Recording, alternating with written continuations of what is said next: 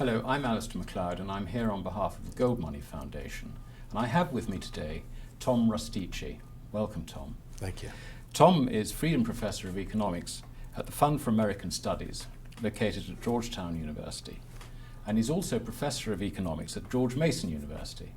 And I understand, Tom, that you have taken some 35,000 students through your course, which is an enormous number. Yes. I don't know how you have time to fit that number in. Yeah.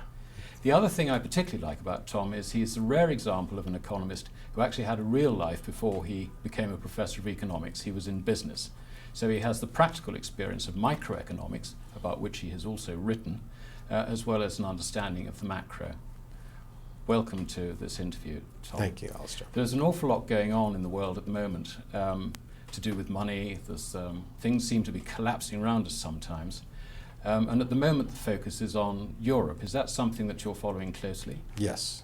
Europe is of great concern to me because what Europe is telegraphing to America, we are going to be down that road in just a few years. We can see our future when we look at Greece. Yes, and one of the things that strikes me, and I'd be interested in your view on this, is that the difference perhaps between the euro and the dollar is that the ECB doesn't print euros to pay for government deficits. And that creates great difficulties for the governments in the Eurozone. We don't seem to have that problem either in the UK or in America. Is that how you see the difference between the two? Well, I think you're going to see pressure for them to do this, to accommodate in some way. I mean, all of the movement to have Eurozone bonds, this is just another step in that direction to try to bail out these countries. England was smart not to join. It was a very smart thing to do.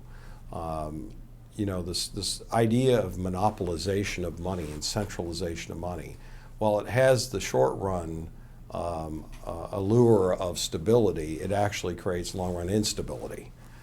Monopoly is usually not good in much of anything, certainly with money. There will be pressures in the European zone for countries to get out, or they will have to ratchet it up one more step. Yeah. And either way, it either collapses or they will go down the road of inflation. There's just no other way out of this. It's interesting, and it seems to me there are two separate problems which are perhaps being conflated together. The one is that the individual countries have got these great deficits which they are very reluctant to deal with.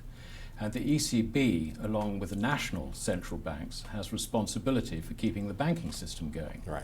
And we're now in the situation where if the ECB drops the ball in the banking system, then the ATMs stop working and everything stops. Right. So it's a question, I suppose, of priorities for the ECB. Can they really deal with both, which they're being asked to do? That's a great question because the argument is that if these countries began this default process, lots of banks are tied together. And of course, the contagion problem is going to be real. That's part of this issue. And so to salvage that from kind of collapsing, when Greece defaults, it affects France and German banks, and there are ties to French and German banks through the whole system. And so there are these two different problems. And at some point, both of them have to be dealt with. And the priority, I would think, would have to be that these individual nation states have to get their government budgets under control. They have to reduce their government spending. The reality is they won't. Yes. They won't. And they will end up in crisis and in chaos. And they will still have contagion, no matter how much they try to stop it.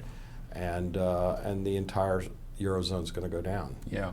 I'm very pessimistic on it in the end. It's if you would have asked me 15 years ago or 10 years ago, I would have said, well, it might hold out 30, 40 years. Yes. But I don't think they're going to make it. No, it is a huge problem. And I suppose also that the very socialist administrations are hanging on to the thought that so long as they can keep their spending going, then their economies won't collapse. Now, that's very much a Keynesian thought. Do you see any mileage going down that road? I think that's what they're going to try and do, but Keynes was wrong. about just about everything in his assessment of macro theory. Spending is not what drives an economy, it's production. No. And of course he has it backwards. And you can't consume what does not exist. No, no. It's not there. And the problem is that Europe has a very stagnant productivity, and of course with all of their vast welfare state policies, labor rigidities, and so forth, they have subsidized and encouraged the slowdown of productivity. Yeah.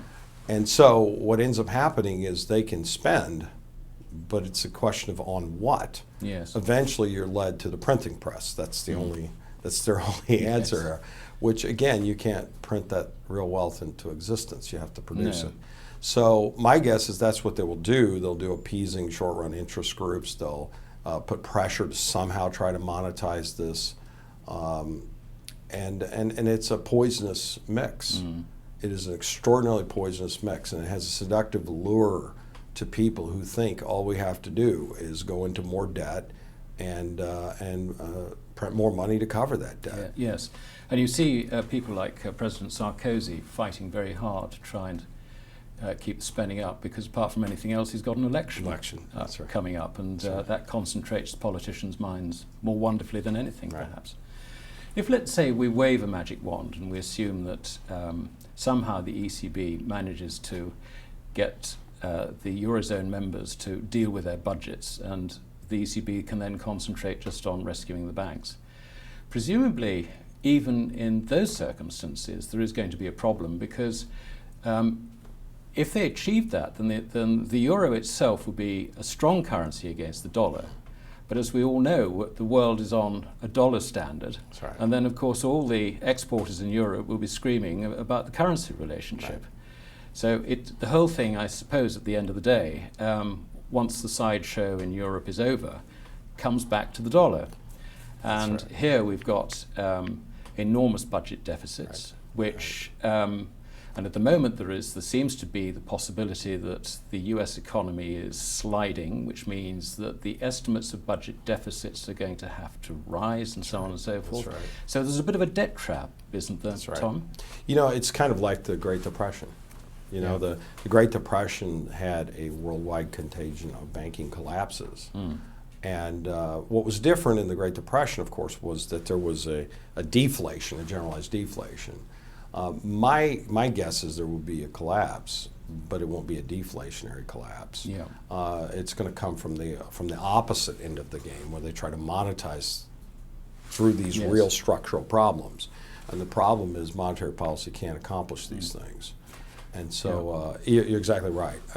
All roads in current economic policy in America and throughout the Eurozone lead to one thing, and that's printing more money. Printing more money, yes. Printing more money, and that's not a solution.